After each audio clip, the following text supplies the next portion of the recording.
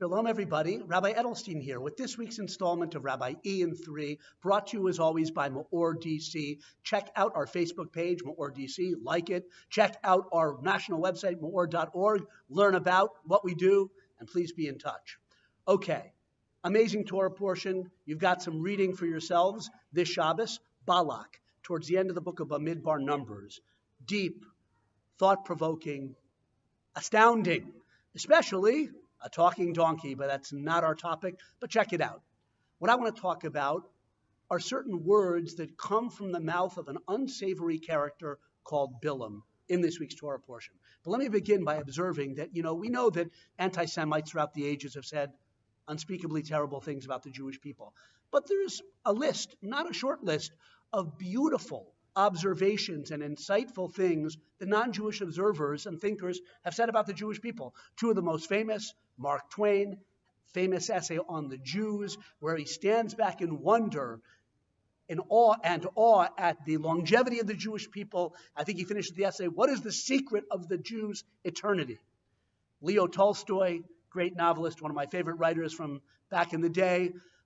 Another beautiful essay about the Jewish people, particularly identifying us as the source of the religious spirit of Western man.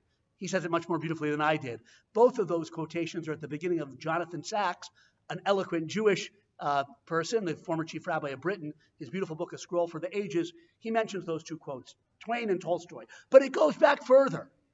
In the Torah itself, not this week's Torah portion, but Moses' father-in-law, Yisro, Jethro, who converts to Judaism, he's the one who said, Baruch Hashem, blessed is Hashem.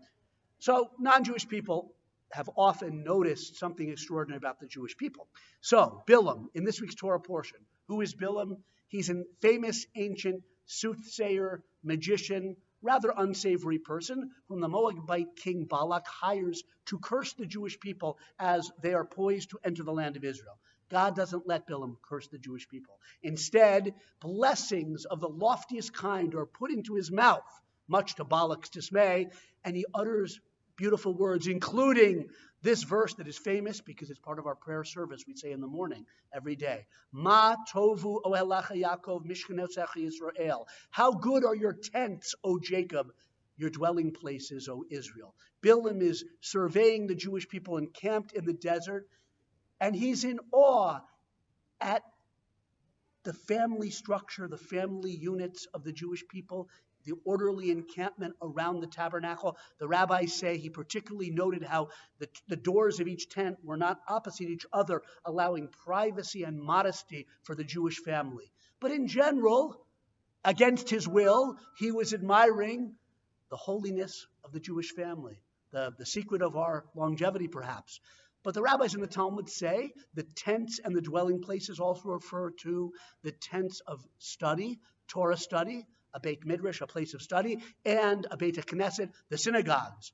And privately, we live in hopefully sanctified holy homes dedicated to God and godliness, but the more collective homes are the study halls and the synagogues, where we purify our mind and our hearts individually and as a community to connect to God, to reconnect to God, always in a fresh, beautiful way.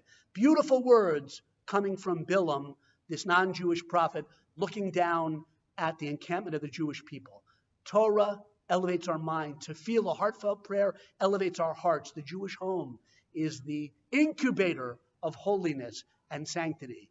Shabbos is a great place to do all those things in a beautiful Jewish home. Good Shabbos.